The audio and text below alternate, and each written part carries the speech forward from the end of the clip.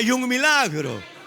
No hablaré de muerte, hablaré de vida, porque en mi boca hay un milagro.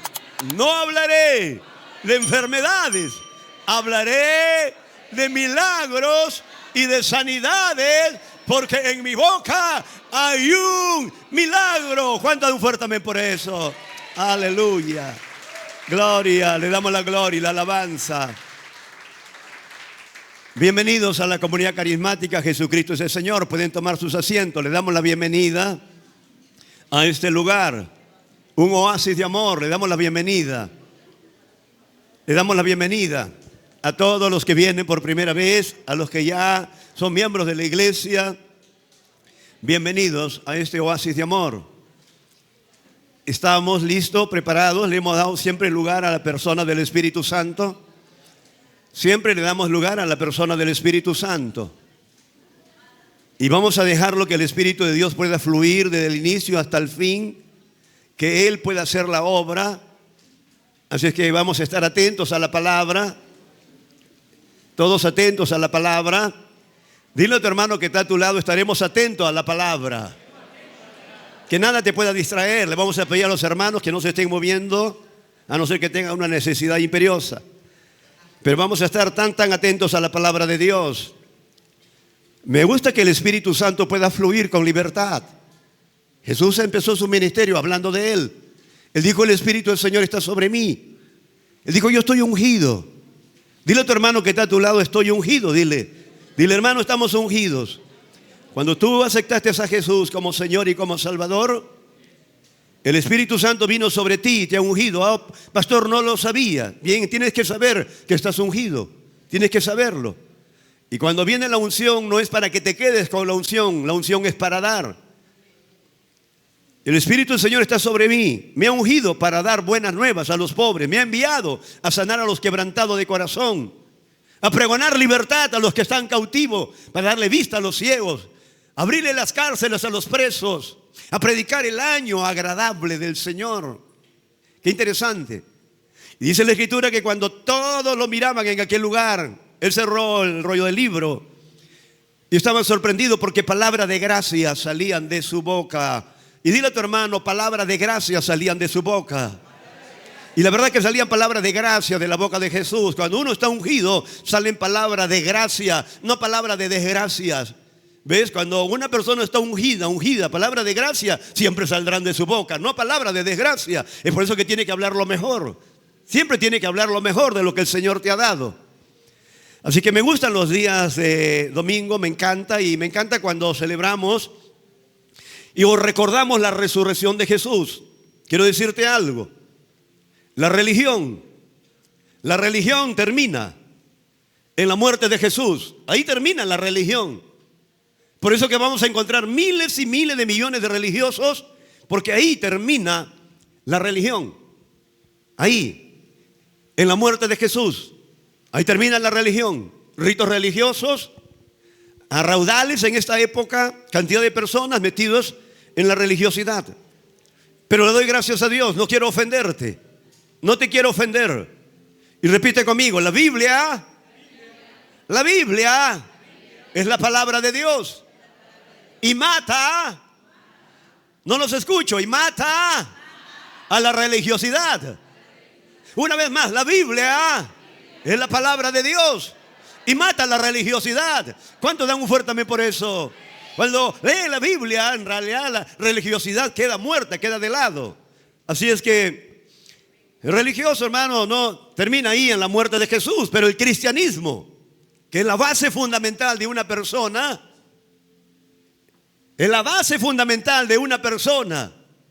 empieza con la resurrección de Jesús. Ese es el cristianismo. Esa es tu base fundamental. Nada te tocará, nada te dañará, nada te sacará si tu corazón está tan firme en la resurrección de Jesús de entre los muertos. Esa es la base fundamental del cristiano. Es la esperanza viva de un cristiano. De lo contrario, los que no tienen esperanza es porque tienen a Jesús muerto. Pero si tú crees que Él resucitó entre los muertos, venció la muerte, venció la tumba, venció el infierno, entonces quiero decirte y felicitarte de que estás en el camino de la salvación. Somos de lo que esperamos un día de que Él venga a levantar a su iglesia. Y quiero decirte que tú y yo somos su iglesia. Un fuerte amén por ello. Somos su iglesia, gloria a Dios. Eso es bueno, es importante.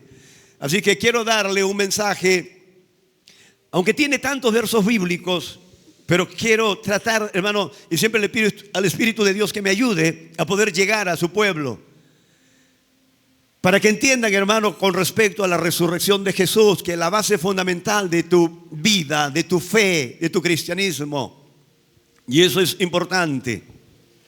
Hace muchos años estaba estudiando la palabra. Tanta hambre de la palabra, hambre de la palabra. Y se cumple en nosotros lo que Jesús dijo y lo que está escrito en el Antiguo Pacto. En el Antiguo Pacto los profetas dijeron que había que venir un tiempo en que Dios enviaría hambre, pero no de comida, sino de la palabra de Dios. Enviaría sed, pero no de agua, sino de la palabra. Y gracias a Dios por ellos que están comiendo la palabra, están tomando la palabra, porque es lo que nos va a fundamentar. Así es que estaba estudiando cuando de repente alguien me dijo: hermano Carlos, ¿sabías tú de que el único que fue creado sin la palabra fue el hombre? Y le dije: ¿cómo? Sí, está escrito en la Biblia.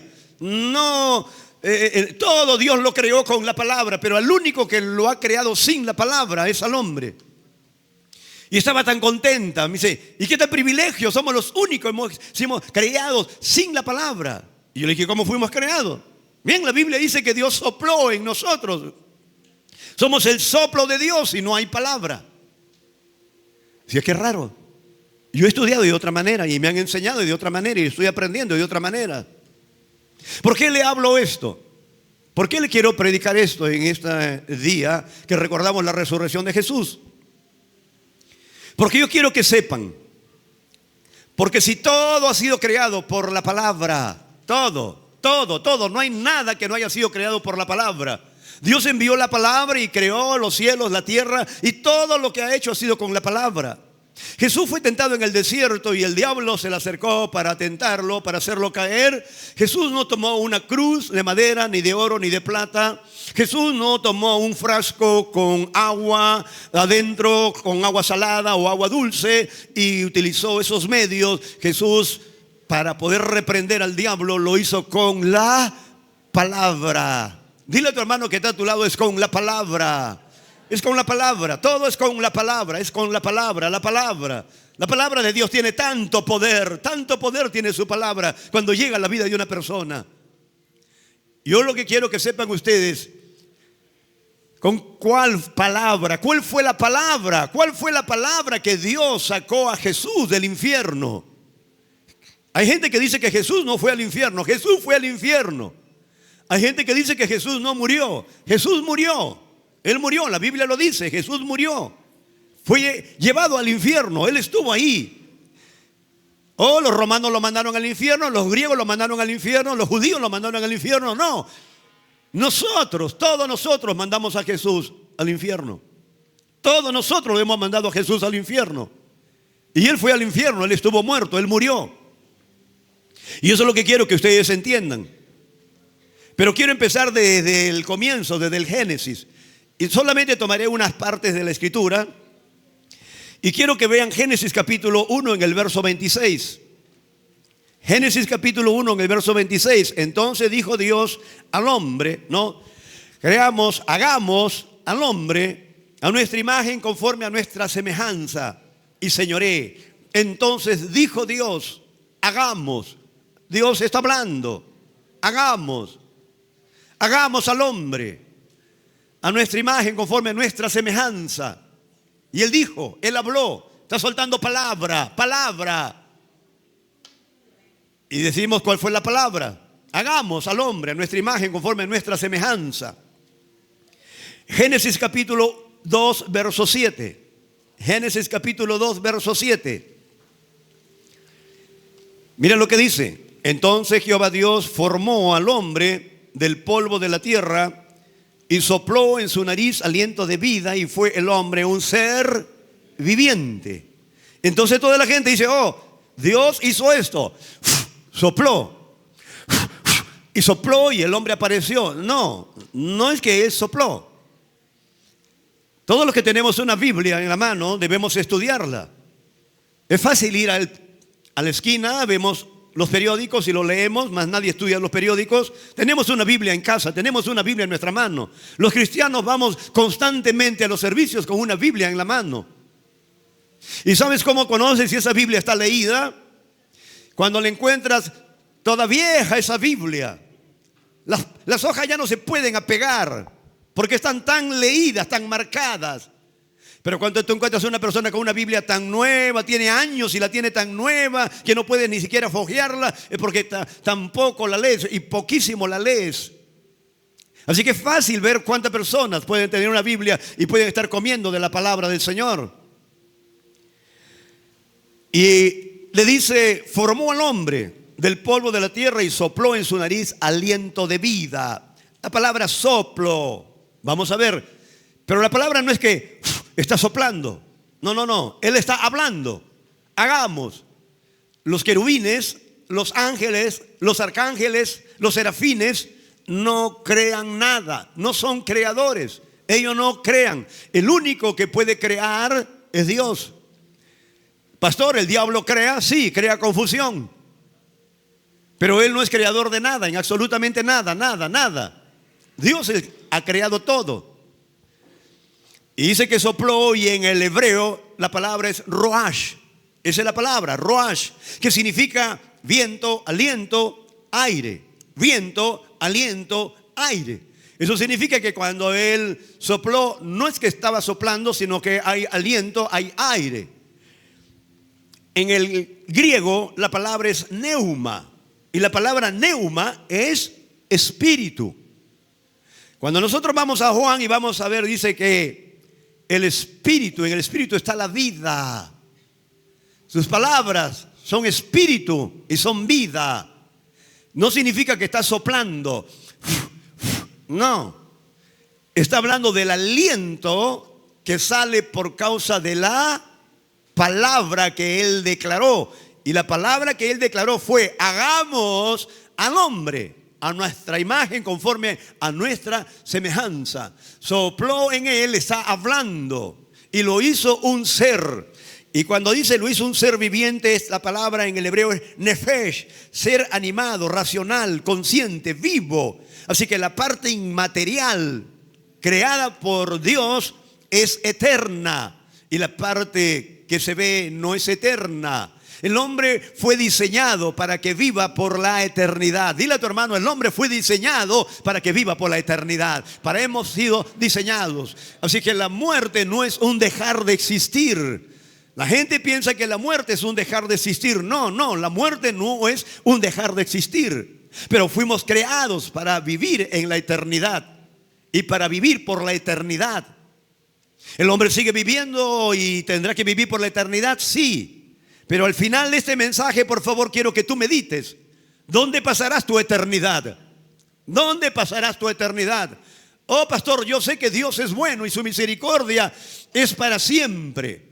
Correcto, Dios es bueno, su misericordia es para siempre. Pero la Biblia me habla, mi Biblia me habla de las dispensaciones.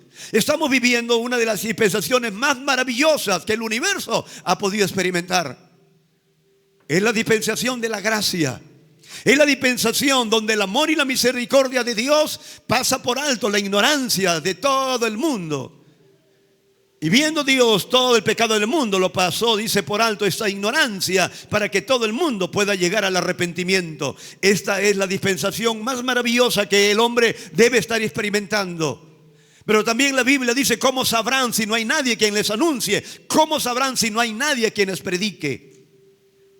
La dispensación de la gracia es cuando el amor de Dios se extiende hasta el más vil pecador. Y si alguien me dice: oh, pastor, usted no sabe cuánto pecado he cometido, usted ni siquiera tiene la mínima idea. Yo quiero decirte que estamos en el periodo, la época, la dispensación de la gracia, donde todo pecado, atentos a la palabra por favor, donde la gracia de Dios se extiende para perdonar al más vil pecador. ¿Cuánto un fuerte también por eso? Ahí está el amor de Dios, perdonándonos, perdonándonos, perdonándonos el amor de Dios. Pero ¿qué pasó? ¿Qué estaba haciendo Dios ahí? Me gusta este tema, es interesante. En Hebreos 11:3 dice, por la fe entendemos, por la fe entendemos haber sido constituido el universo. Por la razón nadie lo entiende. Por la razón no se entiende nada, nada se entiende por la razón. El que quiere entender la Biblia, la palabra de Dios, jamás lo podrá entender por la ciencia ni por la razón. Si la ciencia se sujeta en buena hora, pero el hombre jamás podrá entender la Biblia por la razón.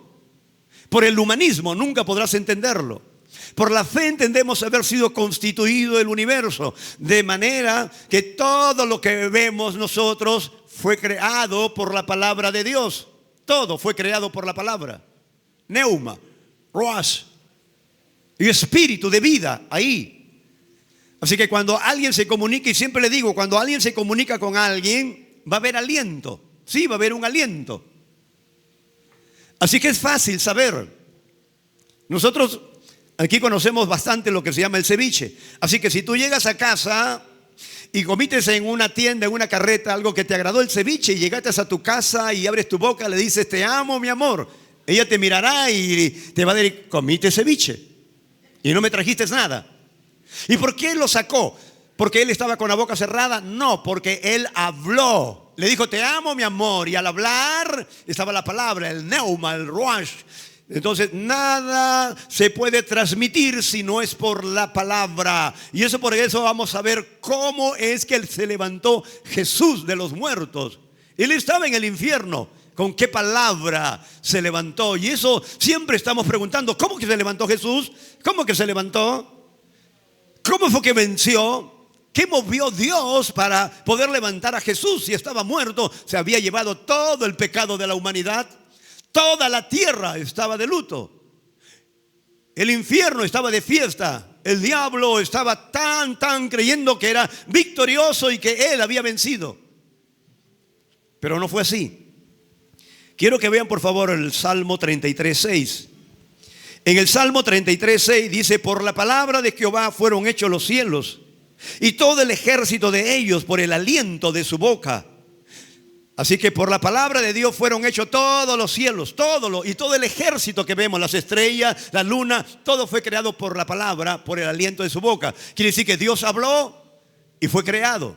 Dios hablaba, iba siendo creado. Mientras iba hablando había un aliento. Y eso se trata la Escritura. Con respecto de que cada vez que Dios abre la boca hay un aliento y da su palabra. Y no es que está creando las cosas soplando. Soplando no está creando nada. ¿Has escuchado tú esa palabra o ese término? Esto se utiliza bastante en la policía. Oh, ves a fulano de tal, ese fulano es soplón. ¿Por qué le dicen soplón? Porque para hablando. No es que para por la calle. No. Es porque habla, para declarando palabras. En otras palabras, para divulgando o echando a otras personas. Eso es a lo que se refiere. Así es que Éxodo 15:8, por favor, en Éxodo capítulo 15, verso 8, dice, al soplo de tu aliento se amontonaron las aguas, se juntaron las corrientes como un montón. Al soplo de tu aliento, al soplo de tu aliento. Está dando palabra. Y cuando él soltaba la palabra, entonces iban aconteciendo ciertas cosas. Prodigios, milagros, maravillas. Pero no es porque él soplaba. No, es por la palabra. Es por la palabra. Y quiero ir a Job capítulo 32, verso 8. Job 32:8 dice, ciertamente espíritu hay en el hombre, y el soplo del omnipotente le hace que entienda. Repite conmigo, el soplo del omnipotente le hace que entienda. Entonces Dios comienza a soplar. Y después te dice, ¿me entendiste? Y tú le dices, no, porque tú soplaste, Señor. Es que no está hablando de que sopló, está hablando de que te habló. Eso es lo que está diciendo.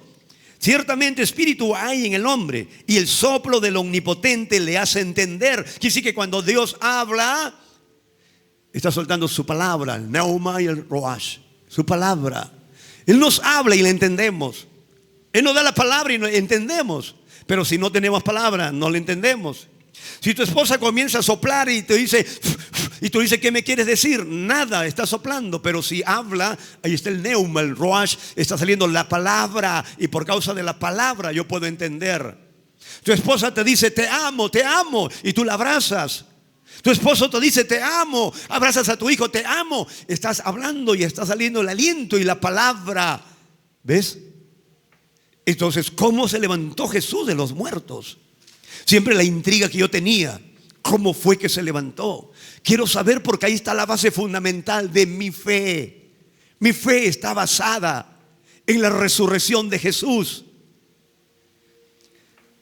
Una oportunidad cuenta la historia de que había un maometano y un cristiano se iban, estaban viajando.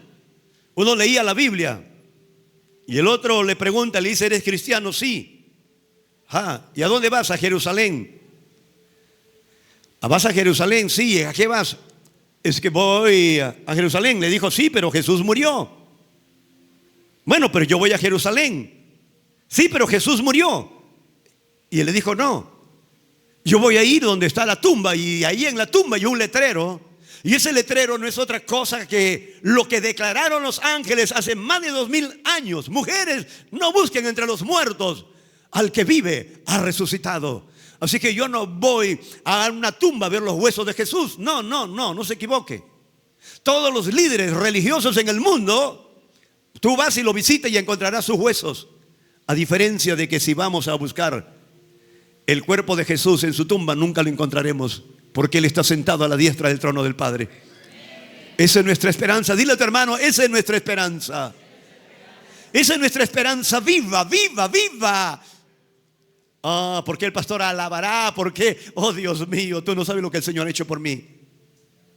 Cuando le alabo con todo mi corazón. No estoy moviendo ni por aquí ni por allá, porque me meto en la adoración, me meto en la alabanza. ¿Cuántos saben, hermano, de que es una forma de poder contristar al Espíritu Santo cuando estás muévete en toda la adoración? En la adoración no hay que moverse. En la adoración estás conectado. Pero si me estoy moviendo de un sitio para otro sitio, estás contristando a la persona del Espíritu Santo. Por eso que no trata el Espíritu Santo a veces con las personas, y el Espíritu Santo quiere tratar con todos nosotros, con cada uno. Entonces voy avanzando. Entonces me dirán, ¿pero qué pasó? ¿Qué sucedió? Si Dios nos creó seres eternos para vivir por la eternidad, ¿qué pasó? ¿Qué sucedió? Algo pasó. Sí, pasó algo. Cuando vamos a nuestra Biblia, pasó algo. La Biblia dice que Dios le puso al hombre en el huerto. Y mucha gente dice, el pecado fue que se comió una manzanita. Dios es tan malo porque se comió una manzanita. No. Dios es tan malo porque Adán y Eva iban a tener relaciones sexuales ahí en el huerto. Lea su Biblia. Lea su Biblia. Dios le dijo, fructificaos, multiplicaos, llenad la tierra, sojuzgarla. Antes de la caída, Dios le había dicho que se multipliquen. O sea, que no era el pecado de que él tenga relaciones sexuales con su propia esposa. Además habían dos nada más con quien le iba a sacar la vuelta. No había nadie más. Pero eso que dice, bendito Adán. ¿Por qué bendito Adán? Porque no tenía suegra, dice. Pero ahí estaban los dos. Le dijo, cuida, trabaja, cuida y trabaja. Trabaja y administra. Te estoy dando esto, capacidad para hacerlo. Y el Señor le dijo, si comes ciertamente moriréis. Entonces, ¿cuál fue el pecado del hombre? ¿Comerse la manzanita? ¿Tener relaciones con su esposa? Tú tienes tu esposa y tienes relaciones en casa con tu esposa. En la gloria de Dios, si lo tienes con tu esposa. En la gloria de Dios, lo dice 1 Corintios capítulo 7. Pero entonces, ¿qué pasó? ¿Qué sucedió? Fue la alta traición, fue la rebeldía. Dios le dijo que cuidara, que guardara. Vino Satanás, le puso oído a lo que Satanás le estaba diciendo. Lo tomó por los deseos de los ojos, la vanagloria de la vida, los deseos de la carne, lo tomó por esa área. El diablo más sabe por viejo que por diablo. Así es que ahí lo estaba tentando, y él le creyó más al diablo que a su propio creador. Es un pecado de alta traición, de rebeldía. Rebeldía, totalmente rebeldía. Porque él conocía. Dios ya le había explicado de qué tenía que cuidarse. Pastor, no lo dice. Corre tu imaginación, por algo le dijo cuida, si no había nada de qué cuidar, todo era bueno. Así que ellos sabían de qué tenían que cuidarse. Y el Señor le dijo, ciertamente moriréis, ciertamente moriréis. Sí, si comes de este fruto, ciertamente morirás. La Biblia en el hebreo original dice, en tu muerte morirás, en tu muerte morirás. Todos los que están durmiendo digan un fuerte amén. Amén. En tu muerte morirás. Le está hablando de dos muertes. Adán entró en rebeldía, entró Eva en rebeldía. Ellos no se quedaron tendidos en el suelo muertos. No, ellos no estaban muertos tendidos en el suelo, no. Ellos estaban vivos, físicamente. La muerte espiritual es la separación. Es la separación y es lo que duele más. Yo no sé cuánto lo han experimentado. Cuando personas se aman tanto, se aman tanto, se aman tanto, tanto se aman. Se juran amor eterno. Y después le dice, ya no te amo. Separémonos. A alguien le va a doler tanto. Esa es la muerte espiritual. El hombre experimentó la muerte espiritual. La separación con su Creador. Un Creador que nos ama y nos seguirá amando por siempre. Nos amará. Pastor, si yo estoy cometiendo pecado, me seguirá amando. Él no cambia, Él nunca va a cambiar. Lo que cambiamos somos nosotros. Y el hombre experimentó el pecado, su separación. Adán, ¿dónde estás? Me escondí, tuve miedo. Por primera vez aparece la palabra miedo. Por primera vez. Porque el pecado que hace distorsiona la verdadera naturaleza de Dios. Entiendan esto, el pecado distorsiona la verdadera naturaleza de Dios. El pecado te hace verlo a Dios como malvado, perverso. Así te hace ver, como un tirano te hace verlo a Dios. Eso es el pecado, hace ver a Dios como malo. Que te quitó, que te humilló, que hizo tal cosa, que te metió a lo malo, que te quitó, que te robó. No, eso es lo que te hace ver el pecado. Entonces el hombre se separó. Pero Dios no lo destruyó porque le proveyó un sustituto. Así que el hombre ya tenía un sustituto, no lo destruyó al hombre, porque si Dios mandaba al hombre al infierno, nunca el hombre iba a salir del infierno, porque aún todavía no estaba el sustituto. Por lo tanto, el Señor le dijo, voy a poner entremesada entre ti y esta la mujer. Esta te va a herir en el calcañar, pero el que viene te va a herir en la cabeza. Herir en la cabeza significa destronar. Eso es lo que le está diciendo Dios, le está diciendo al hombre. Va a venir y el diablo le está diciendo, cuando venga el Mesías, cuando venga el prometido, el hijo prometido. Como dice la Escritura, que lo dijo la hermana, porque un niño nos es nacido, hijo nos es dado. El principado sobre su hombre será llamado admirable, Dios fuerte, príncipe de paz. Ese es Jesús. Ese es Jesús. Él vino a destronar al diablo. Pero ¿cómo lo hizo? Eso es lo que tenemos que ver. ¿Cómo es que lo hizo? Entonces el hombre necesitaba un Salvador. Yo no me he puesto de acuerdo con la hermana, pero me agrada cuando la gente bajo la unción del Espíritu Santo comienza a dirigir. En el capítulo 53 de Isaías que tomó la hermana dijo así: ¿quién ha creído a nuestro anuncio y sobre quién se ha manifestado el poder de Dios? Subirá cual renuevo delante de él, como raíz de tierra seca, no hay parecer en él, ni hermosura le veremos, sin atractivo para que le deseemos. ¿No había atractivo? No había nada en él. Moreteado, ensangrentado, ahí estaba. ¿Quién podría mirar a un hombre así como Salvador? Nadie. ¿Cómo puede ser mi Salvador? Ese hombre que está oprimido, derramando sangre. Mira su espalda. Mira su rostro. ¿Qué puede ser mi Salvador? No, ese no es mi Salvador. No hay parecer en él para que le deseemos. Ni atractivo tampoco hay en él. No había ningún atractivo. Su rostro hinchado, moreteado, golpeado por los soldados romanos robustos y fuertes. Lo habían golpeado de tal manera. Y miren lo que dice. Verso 3 dice: despreciado y desechado entre los hombres, varón de dolores. Varón de dolores. Y a veces ni siquiera sabemos, hermano, qué es lo que él sufría ni padecía. Me queda corto el tiempo para explicarle tantas cosas que están escritas en la palabra. Varón de dolor, experimentado el quebranto, escondimos de él el rostro, fue menospreciado, no le estimamos a él. La Biblia dice, verso 4, ciertamente llevó Él nuestras enfermedades, sufrió nuestros dolores. Y nosotros le tuvimos por azotado, por herido de Dios, por abatido. Mas Él herido fue por nuestras rebeliones, molido por nuestros pecados. El castigo de nuestra paz fue sobre Él y por su llaga fuimos nosotros sanados. El castigo de nuestra paz. Nosotros necesitábamos una paz, pero ese castigo de la paz no vino sobre nosotros, cayó sobre Él.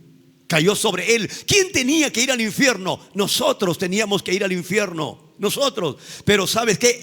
Él tomó el pecado de nosotros. No te juegues con esto. Entendamos esto. ¿Cuánto vale el sacrificio y la sangre del Cordero de Dios? Para que se dé por inmunda esa sangre. Y mira lo que habla la Escritura. El verso 6 dice: todos nosotros nos descarriamos como ovejas, cada cual se apartó por su camino, mas Jehová cargó en él el pecado de todos nosotros. Él cargó el pecado de todos nosotros, de todos, los ha cargado. No importa cuál sea la nación, Él cargó el pecado de todos nosotros sobre su propia vida. Entonces, ¿qué está sucediendo? Y a esto es lo que voy. A esto es lo que voy. Y todos lo sabemos. Jesús está en la cruz. Quiero ir adelantándome. Jesús está en la cruz ahora. Toda la gente lo mira. Todos lo miran como un espectáculo público. La Biblia dice en Gálatas 3:13: Cristo nos redimió de la maldición de la ley, hechos por nosotros maldición, como está escrito: maldito todo aquel que es colgado en un madero. ¿Cómo estaba Él? Como un maldito por llevarse el pecado de todos nosotros.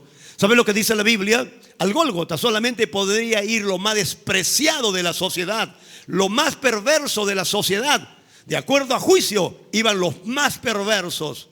Nada más. Jesús fue como el más perverso, como un delincuente. Fue a la cruz sin serlo, como un cordero mudo. No abrió su boca. Fue llevado al matadero. Así fue llevado. Pero la humanidad necesitaba un Salvador. Estaba el Padre, el Hijo y el Espíritu Santo. El Padre en una reunión, esto es como una idea, estaba en los cielos y dijo: mi creación ha caído, ha pecado, le espera la condenación eterna.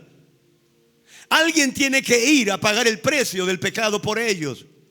No va a ser nada fácil, va a ser una tarea tan difícil.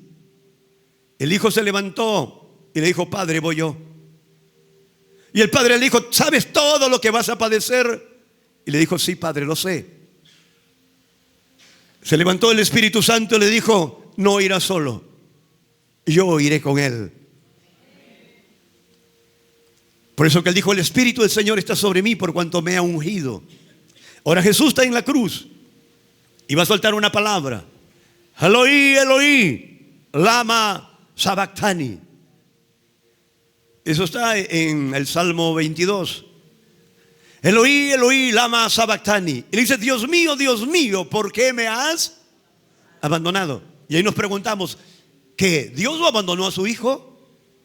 ¿Dios lo abandonó a su Hijo? Sí, lo abandonó a su Hijo. Pastor, ¿qué está hablando usted? Una blasfemia. No, Dios lo abandonó a su Hijo. ¿Sabe por qué lo abandonó? Porque Dios no se identifica con el pecado y Él tomó el pecado de todos nosotros. Porque no hay comunión entre la luz con las tinieblas, mas Él no era tinieblas, pero tomó el pecado de toda la humanidad, de acuerdo a Isaías 53. Tomó todos nuestros pecados, todo. ¿Acaso que no estamos tan agradecidos por eso? ¿Cuánto de un fuerte amén por eso? Estamos tan agradecidos. Tomó todo el pecado de toda la humanidad en sí. Eloí, Eloí, lama sabactani. Se burlaban. Mira, está llamando al profeta Elías. No estaba llamando al profeta Elías. Estaba hablando en el arameo. Elí, Elí, lama sabactani. Dios mío, ¿por qué me has abandonado? Oh, le dolían los clavos, le dolía así como una persona que había tomado forma humana, tenía que dolerle. Pero lo más doloroso, ¿sabe cuál era en Jesús? La separación con el Padre. Padre, glorifícame con aquella gloria que yo he tenido contigo antes que el mundo fuese. Siempre estuvieron conectados unos a otros en armonía, pero ahora tenía que irse al infierno. Y la Biblia dice de que Él muere. La Biblia habla que Él muere. Tiene que irse al infierno. No, Jesús no murió, Él murió. La Biblia dice que Jesús murió. Vayan a Efesios, por favor. Y no solamente Efesios habla de que Jesús murió. Cantidad de partes de la Escritura hablan de que Él murió. Quiero que vayan a Efesios capítulo 1 en el verso 20. 1:20 dice: la cual operó en Cristo resucitándole de los muertos. La cual operó en Cristo resucitándole de los muertos. Jesús resucitó de los muertos. Jesús había muerto. ¿Y dónde se fue? ¿Dónde estaba? En el infierno. ¿Y por qué estaba en el infierno? Dile a tu hermano: para que tú ni yo vayamos al infierno. Díselo. Para que tú ni yo vayamos al infierno. Pero ahí estaba, en el infierno. ¿Cuántos días pasó en el infierno? 3 días en el infierno. Mientras en la tierra la gente había perdido toda esperanza. ¿Dónde está aquel hombre de los milagros? ¿Dónde está el hombre que sanaba, que hacía caminar al paralítico, que hacía ver al ciego? ¿Dónde está este hombre? ¿Dónde está? Que levantó muertos. ¿Dónde está? ¿Qué sucedió con ese hombre? Miren, toda la tierra en la parte de Jerusalén estaban tan acongojados, tan apenados. Mujeres que fueron sanadas, hombres que fueron liberados. Ese loco gadareno, ¿qué diría? ¿Dónde está la esperanza? ¿Dónde está el que me sanó, el que me liberó? ¿Dónde está? Y la mujer que salieron 7 demonios, ¿dónde está el que me liberó? ¿Dónde? ¿Dónde? Murió. ¿Qué hay que hacer? Se estaban preparando para llevar esas piezas aromáticas, como era costumbre, dicen el pueblo de Israel. Pero algo estaba aconteciendo. Algo estaba sucediendo. Quiero que vean, por favor. Quiero que vean el Salmo 2. Vayan al Salmo 2. Y van a ver con qué palabra. Porque todo lo que Dios hace, lo hace a través de la palabra. ¿Cuál fue la palabra que Dios utilizó para levantar a Jesús de los muertos? Miren el Salmo 2. Están ahí en ese poderoso Salmo.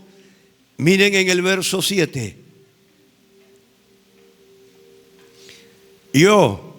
Dice, yo publicaré el decreto. Yo publicaré el decreto. Jehová me ha dicho: mi hijo eres tú, yo te he engendrado hoy. ¿Qué? ¿Y esto nomás? No. Ahora vas a ver. Vas a ver cuál fue la palabra con la que Dios levantó a Jesús. Y vas a ver quién se movió para ir al infierno, sacudir el infierno y levantar a Jesús y a sacarlo a Jesús de los muertos y darle vida por toda la eternidad. Ahora te vas a dar cuenta. Y le está diciendo: yo publicaré el decreto. ¿Qué es decreto? En el hebreo es mishpat. Ese es en el hebreo la palabra decreto. Mishpat, ¿qué significa? Veredicto, sentencia, orden. Entonces dice: yo daré mi veredicto, yo daré mi sentencia, yo daré desde los cielos mi orden. Yo daré mi orden.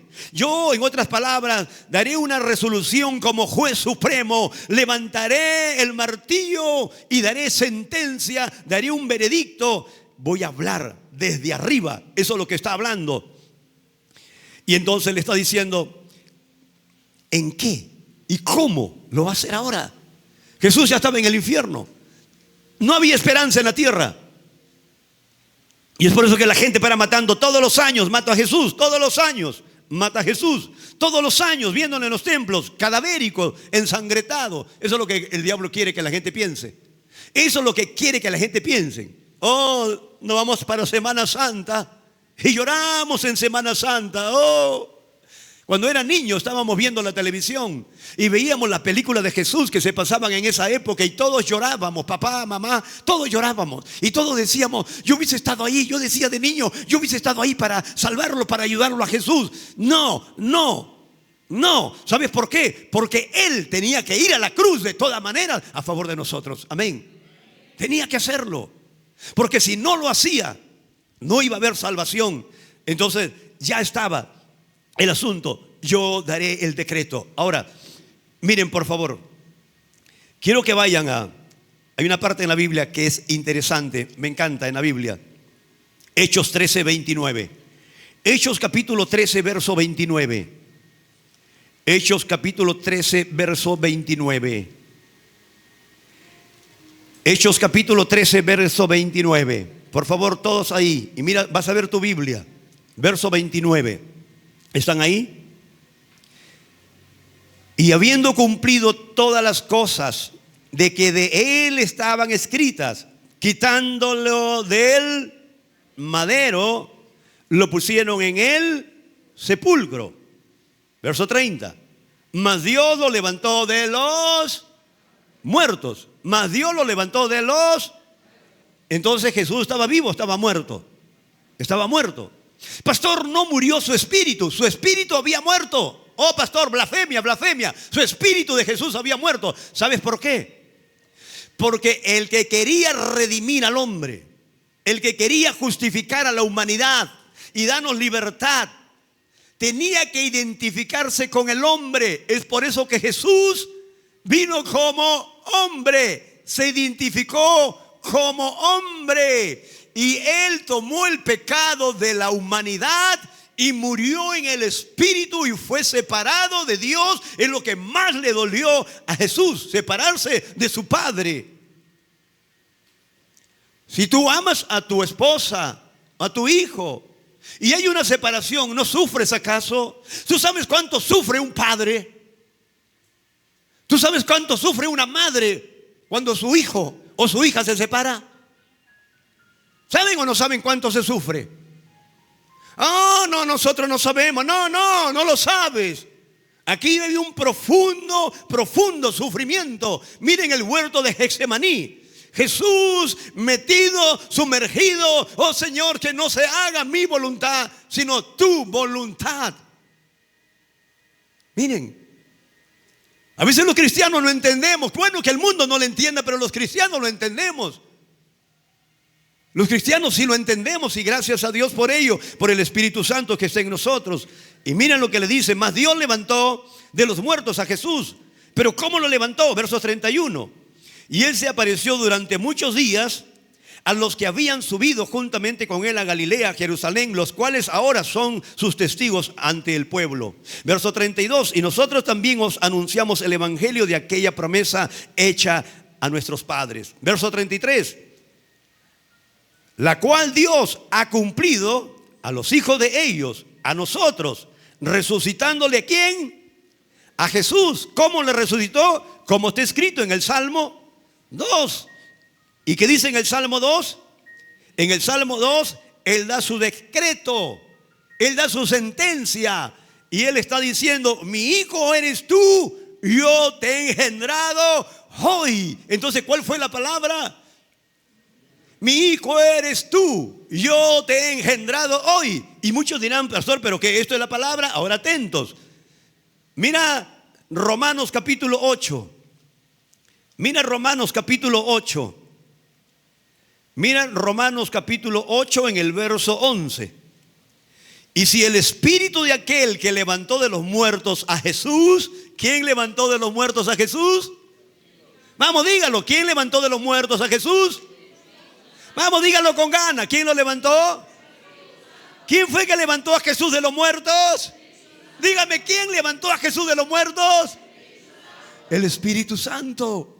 ¿Y qué estaba esperando el Espíritu Santo? Si en Génesis dice que el Espíritu de Dios se movía sobre la faz de las aguas, mas no hacía nada porque estaba esperando la palabra. El Espíritu Santo siempre trabajará con la palabra. El Espíritu Santo no trabaja con tradiciones, con costumbres, con ritos. El Espíritu Santo trabaja cuando un hombre suelta la palabra de su corazón, y cuando suelta la palabra de su corazón comienzan a suceder maravillas en tu vida, en tu familia, en la tierra y en cualquier lugar. Él esperaba la palabra. El diablo no sabía nada. El diablo y todos los demonios decían: hemos vencido, hemos vencido. Los seguiremos oprimiendo como drogadictos, como alcohólicos, como prostitutas, como lo peor. Ahí estarán, nunca saldrán del pecado. Los oprimiré por toda la vida y me los llevaré al infierno. Me los llevaré a todo el infierno porque yo he vencido. Pero quiero que vean algo. Quiero que vean algo en primera carta a los Corintios capítulo 2. Cómo me encanta predicar esta verdad. Cómo me encanta predicar esta verdad. Yo sé que el diablo está tan molesto, tan molesto. Primera carta a los Corintios capítulo 2 en el verso 5. Miren lo que dice la Escritura. Miren lo que dice primera carta a los Corintios capítulo 2. Quiero tomarlo de verso 4. Y ni mi palabra ni la predicación fue con palabras persuasivas de humana sabiduría, sino con demostración del Espíritu y poder. Verso 5. Para que vuestra fe, escuchen bien, para que vuestra fe no esté fundada en sabiduría de hombres, sino en el poder de Dios. Nuestra fe no debe estar basada en sabiduría humana, de hombre, ni de la ciencia. Debe estar basada en la bendita palabra de Dios. Ahora mira, verso 6. Sin embargo, hablamos sabiduría entre los que han alcanzado madurez. Hablamos sabiduría. ¿Qué estamos hablando? Aquí hay una cámara y esto saldrá dentro de unos días a diferentes lugares. Saldrá. Y la gente dirá: ¿qué habla ese pastor? Está hablando tonterías. Sí, los cristianos hablan tonterías. ¿Sabe lo que dijo el apóstol Pablo en Colosenses capítulo 1, verso 9? Oraba para que todo el pueblo de Colosas se llene del conocimiento y de la voluntad de Dios en toda sabiduría e inteligencia espiritual. Estamos hablando sabiduría e inteligencia espiritual en este lugar. ¿Cuánto dan fuerte amén por eso? Eso es lo que estamos hablando. No estamos hablando de la fe basada en los humanos, sino basada en el poder de Dios, en su palabra de Dios. Sin embargo, hablamos sabiduría entre los que han alcanzado madurez, y sabiduría no de este siglo, ni de los príncipes de este siglo que perecen. Verso 7.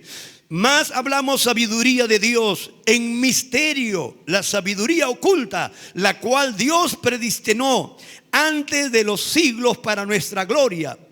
Verso 8. La que ninguno de los príncipes de este siglo conoció, porque si lo hubieran conocido, nunca habrían crucificado al Señor de gloria. ¿Cuánto fuerte amén por eso? Si el diablo hubiese entendido, si el diablo hubiese comprendido que llevar a Jesús a la cruz era la salvación para la humanidad, el diablo hubiese hecho de que Jesús muera de anciano, como hablan tanta gente que no conoce que Jesús murió en la India de viejito. Tonterías, tonterías. Otros dicen que Jesús se acostó con María Magdalena. Blasfemias, blasfemias, blasfemias. Porque si el diablo hubiese sabido, en realidad no le hubiese dado muerte al Cristo de la gloria. ¿Sabe por qué? Porque mandó al infierno. Es como que si un policía, para justificar su trabajo, en una turba se lleva a un inocente a la cárcel, y ese hombre tiene que salir, le tienen que abrir la cárcel, porque ese hombre no cometió un solo pecado, ninguna falta, ningún delito.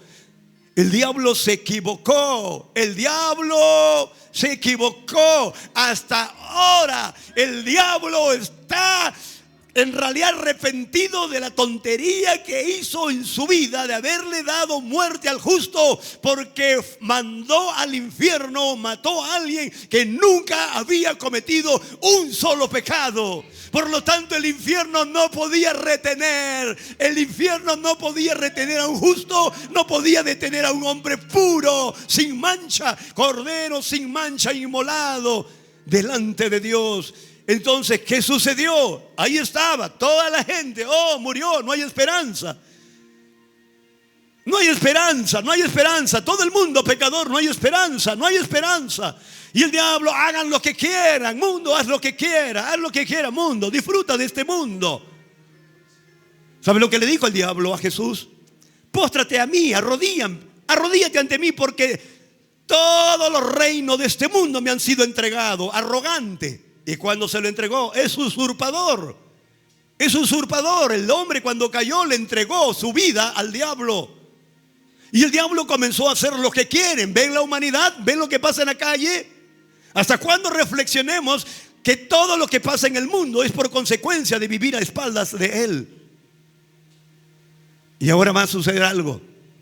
Ahí estaba el Espíritu Santo. ¿Qué estaba esperando el Espíritu Santo? ¿Qué estaba esperando el Espíritu Santo? Y el Espíritu Santo estaba esperando. Los ángeles, millones de ángeles estaban esperando. Ellos no sabían lo que iba a suceder. El infierno no sabía lo que iba a suceder. Ya había el primer día y todos festejaban la muerte, la derrota de Jesús, pero se habían equivocado. Llegó el segundo día y el diablo decía: el mundo me pertenece, lo he vencido al Hijo de Dios. Todo está perdido, toda la humanidad es mía, mía, mía. Lo voy a sumergir en el pecado y lo llevaré al infierno. A toda la humanidad, no me importa posición, condición, sean niños, sean grandes, sean pobres, sean ricos, a todos me los llevaré. Pero el Espíritu Santo estaba esperando la palabra, como diciendo: envía la palabra, envía la palabra. Y la Biblia dice: el decreto, mishpat, veredicto, sentencia, orden. Estaba esperando que el juez supremo dé la palabra. ¿Cuál era la palabra? ¿Cuál era la palabra? Mi hijo eres tú. Estaba esperando la palabra. Así que cuando llegó un momento que todo el infierno estaba de fiesta, algo sucedió. Era el tercer día. Era el tercer día. Y algo comienza a suceder en el infierno. ¿Cuántos saben en la Biblia que a Dios le llaman la rosa de Sarón, el lirio de los valles? Repite conmigo: rosa de Sarón, lirio de los valles. Ahí estaba la rosa de Sarón, el lirio de los valles. Y el Señor va a soltar la palabra. Llega el tercer día y el Padre suelta la palabra y da el decreto y le dice: mi hijo eres tú, yo te he engendrado hoy. Y el Espíritu Santo bajó y lo levantó a Jesús de los muertos. Y ante Él se dobla toda rodilla de lo que está en los cielos, en la tierra y debajo de la tierra. Y toda lengua tiene que confesar que Jesucristo es el Señor. El diablo tiene que decir: Jesús es el Señor. Los demonios tienen que decir: Jesús es el Señor. Ese es el mensaje de resurrección. Esa es tu esperanza viva. Esa es tu esperanza, que Él vendrá algún día y levantará a su iglesia. ¿Cuánto dan un fuerte amén? Oh, gloria, gloria. Por eso me encanta predicar este mensaje. Como me afirma mi corazón. No me importa lo que me diga. Me decían: ese policía está loco. Me decían: ese está loco. Le lavaron el cerebro. Y nosotros decimos: sí, me lavaron no solamente el cerebro, me cambiaron mi corazón por el poder de Dios para poder servirle aquí en la tierra. ¿Cuántos dan un fuerte amén por ello? Gloria a Dios. No importa que se burle la gente de ti. Oh, esos evangélicos están locos, esos aleluya. No interesa. Lo importante es que esta es nuestra esperanza viva. Que ese mismo Jesús que fue levantado al tercer cielo, ese mismo Jesús regresará por nosotros para levantarnos de nuevo. Amén. Gloria al Señor.